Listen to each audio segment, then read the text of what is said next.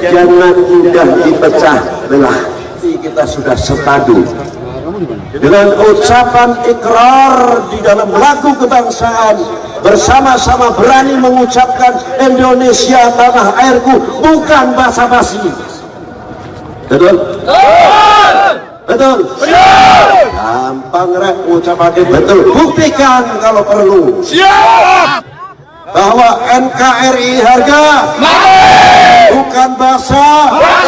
Tunjukkan dimanapun kita berada, Indonesia tanah airku. Kita hidup di Amerika, Indonesia tanah airku. Kita hidup di Timur Tengah, Indonesia tanah airku. Kita hidup di negeri Cina, Indonesia tanah airku. Kita hidup dimanapun, Indonesia tanah airku.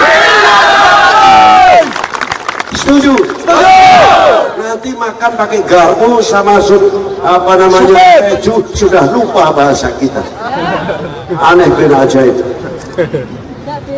Tidak cukup dituntut itu saja Indonesia tanah airku. Harus kita betul-betul ikrar di dalam melakukan Indonesia Raya. Saya heran dan saya kagum bapak-bapak, adik-adikku sekarang yang berdiri di tempat ini, ketika kita melihat laut. Sering saya contohkan, apa keistimewaannya laut? Ini saya diberi tempo cuma 10 menit. Yang lama, Bib. Siapa, jadi Bang? ngomongnya gugup titik. 1 jam. Ketika kita melihat ke laut, apa yang kita lihat? Air, iwak gede-gede, perahu nih. Tapi kita sadar atau tidak? Berapa anak sungai di Indonesia ini? Kalau musim kemarau, kalau musim hujan, berapa juta kubik yang per detik mengalir ke laut dengan membawa limbah, dengan membawa macam-macam, tapi tidak mampu mengalir laut. Semua ke pinggir, tidak ada di tengah laut kotor. Dan anehnya, berapa juta kubik per detik masuk ke laut dan berapa anak sungai tidak mampu merubah asinnya air laut. Itu hebatnya. Dan yang lagi saya kagum, ikannya yang ada di dalam laut. Padahal secara logika kalau kita beli, kita ambil dari ikan laut tadi, tidak perlu diasinin karena hidupnya sudah di tempat yang asin. Anehnya mesti membutuhkan asin. Berarti ikan itu tawar tapi bisa bergaul dengan yang asin. Luar biasa, kerukunan yang sulit untuk dipisahkan itu melihat dari laut. Apabila kita melihat Indonesia, cukup Indonesia tanah airku, itu adalah satu persatuan yang sangat luar biasa. NKRI Merdeka! Dan saya kagum pada siang hari ini. Apa di antaranya? Saudara-saudaraku TNI, saudara-saudaraku Polri, saudara-saudaraku, anak-anakku sekalian semua. Ingat, wahai generasi muda, bahwa Indonesia ke depan itu di pundak kalian, bukan di pundak orang lain. Maju mundurnya bangsa ini di pundak kalian. Kesatuan dan persatuan itu benteng yang kokoh di Indonesia. Maka untuk menunjukkan ketika kita mengucapkan Indonesia tanah airku, tolong ini benteng yang kuat. Kalau sudah ditekan dengan ekonomi, sudah tidak mampu, ujung paling berbahaya apa? Adalah benturkan antar umat beragama. Itulah cara memecah Indonesia. Wahai bangsaku yang kubanggakan, relakah negerimu terpecah belah? Jawab kalau tidak.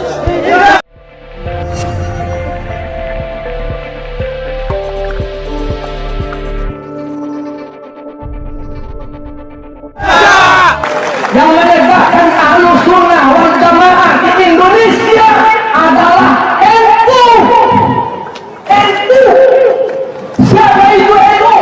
Kiai Haji Hasyim Asy'ari, datuknya Gus Dur, itu yang membawa Ahlus Sunnah wal Jamaah di Indonesia. Yang mengajarkan cinta kepada Ahlul Bait itu ajaran Kiai Hasyim Asy'ari di Indonesia.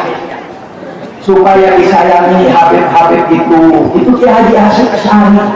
Makanya kalau Habib berdosa kepada Gus Dur, kalau berbuat jelek kepada Gus Dur, memfitnahi Gus Dur, demo kepada Gus Dur, nanti kamu akan dapat dosa dari Allah Subhanahu wa Ta'ala.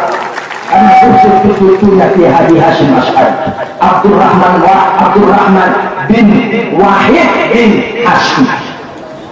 Hasyim Asy'ari. Itu yang menegakkan Ahlus Sunnah di Indonesia. Dibikinkan partai NU yang tidak berafiliasi politik karena ajarannya murni ajaran Islam yang dibawa oleh Nabi Muhammad SAW. Mulai ini hari, kalau ada anak Indonesia yang diajak demo untuk Gus Dur, demo untuk pemerintah, demo untuk lurah, demo untuk bupati, jangan ikut. Itu ajaran iblis dan ajaran setan, jauh dari ajaran Nabi Muhammad SAW. Karena itu syarifah-syarifah, Habib-Habib yang hadir di tempat ini, nanti pulang kasih tahu keluarga-keluarga kita, jangan ganggu bangsa Indonesia. Ini paman kita, mereka ini yang mencintai kita. Mereka datang karena tahu Habib ada di Palu, sayang dengan Habib, sayang dengan Habib, cinta Habib. Mereka punya kepercayaan cinta Habib masuk surga. Benar benar. Masuk. Habibullah Nabi Muhammad Sallallahu Alaihi Wasallam.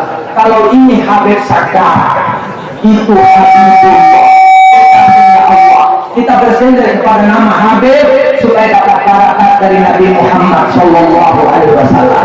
Mulai ini hari, bangsa Indonesia kalau ada yang ngajak untuk demo merusak negara, merusak bangsa, merusak citra agama, merusak gedung-gedung bangsa Indonesia, jangan ikut. Itu ajaran iblis alaihi laknatullah. Kalau ada kesulitan, ada yang tidak bisa dipecahkan, musyawarah dengan baik. Ini ajaran Allah. Wasyawirhum billati hiya ahsan. Muhammad, walaupun kamu tiap hari dihujani wahyu, kalau ada kesulitan, musyawarah dengan sahabat-sahabatmu. Itu yang terbaik di dalam kehidupan kamu, wahai Muhammad. Musyawarah, jangan kita sendiri, nanti rusak kita punya bangsa. Kalau ada yang mau rusak, halangi, jangan kamu nih orang Indonesia, jangan rusak negara kamu, jangan rusak bangsa kamu. Itu saudara kamu. Walaupun Habib yang mengajak, karena itu waktu demo Ahmadiyah, banyak ulama yang datang di tempat saya. Ada yang pakai jubah, ada yang pakai celana setengah tiang, ada yang pakai jenggot, ada yang lilit pakai udel. Ada tidak ada tak turun kemana? Demo, na'udzubillah. Apa yang mau demo? Ada Ahmadiyah di situ. Urusan polisi itu, urusan MUI. MUI kalau tidak bisa menjalankan tugasnya dengan baik, MUI itu yang dibubar. MUI itu yang dibubar. Itu MUI, Majelis Ulama Indonesia. Dia yang menyelesaikan masalah itu. Kita datang ke ketua MUI, kasih tahu ini Pak benar, ini Pak benar. Jangan kita. Mereka kalau salah jalan, kita kasih nasihat. Saudara, ini bukan ajaran yang benar. Nabi kita Nabi Muhammad, bukan Habib Sekar, bukan Habib Sekar. Habib Sekar dulu Nabi, Habib Sekar ini Ustaz, Habib Mu'alim, Asyik. Karena muridnya banyak, sebab muridnya masih goblok-goblok, jadi saya dipanggil Syekh. Masih goblok, ya pantas dia hormat saya. Murid harus menghormatku. Kalau murid dosa sama guru, itu jaminannya neraka. Jaminannya neraka. Itu dari dulu ada. Dia akan miskin, dia akan sengsara, dia akan gelap, dia akan berbuat dosa, dia akan berbuat macam-macam. Karena itu guru harus ditaati. Guru itu tidak boleh disinggung perasaannya, nggak boleh. Berat. apalagi orang yang ditokohkan. Wah, ini diincer dulu sama Allah Subhanahu wa taala. Kene maju dhisik kowe. Yo, omonganmu piye?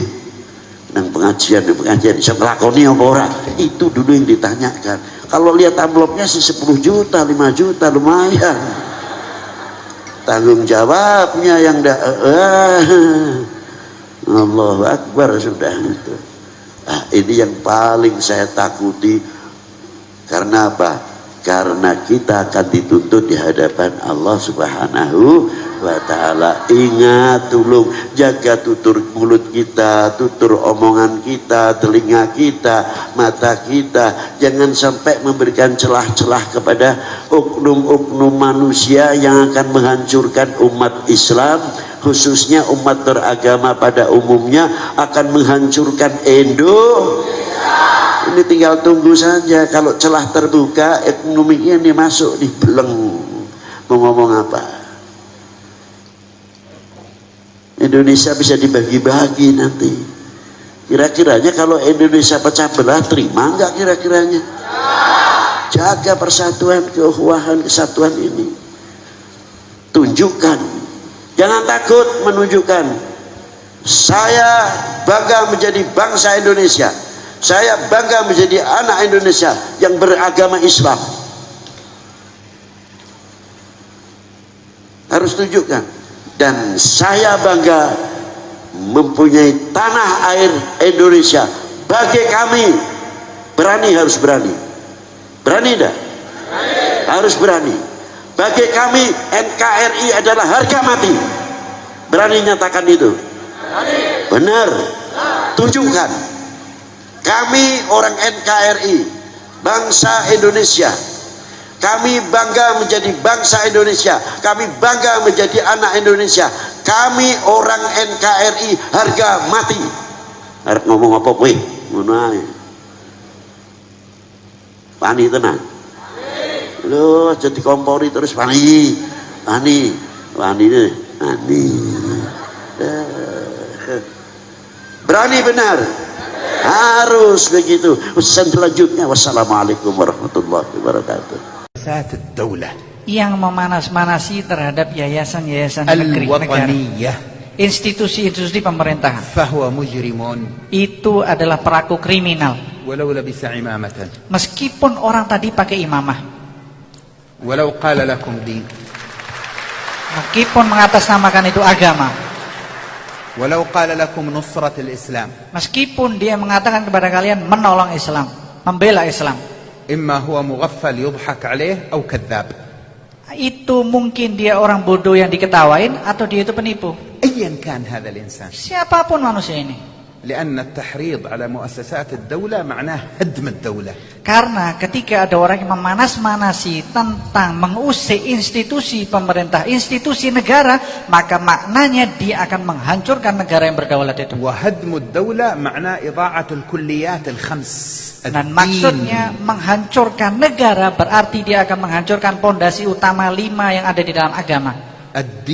Yang pertama agama, menjaga jiwa, kehidupan maksudnya, dan kemudian akal, dan harga diri, dan harta. Dan lihat, coba perhatikan negara-negara yang sudah jatuh. Coba perhatikan dari 5 pondasi yang penting di dalam agama ini.